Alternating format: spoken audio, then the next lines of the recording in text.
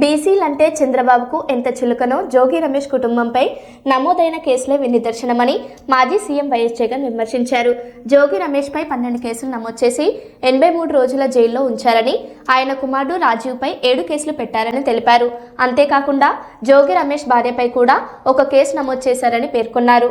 ఈ చర్యలు రాజకీయ వేధింపులకు ఉదాహరణగా నిలుస్తున్నాయని జగన్ ఆరోపించారు.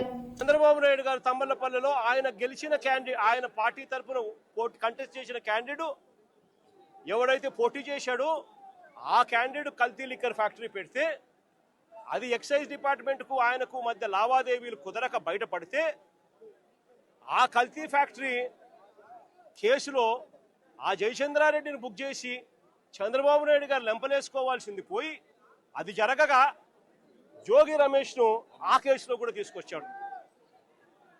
అసలు చంద్రబాబు నాయుడు గారు రాక్షస యుగంలో, రాక్షస రాజ్యంలో జోగి రమేష్ లాంటోడు కల్తీ లిక్కర్ చేయగలుగుతాడా?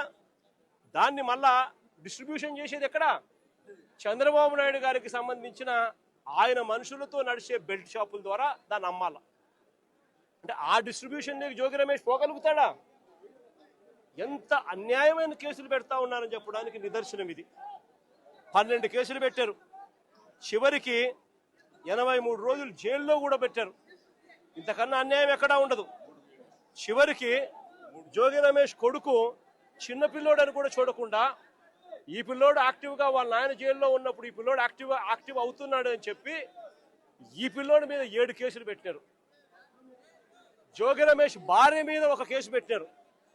వీళ్ళే పోలీసులే దౌర్జన్యం చేసి వీళ్ళే ఆమె పోలీసుల మీద దౌర్జన్యం చేసింది అని చెప్పి ఆమె మీద కూడా కేసు పెట్టారు.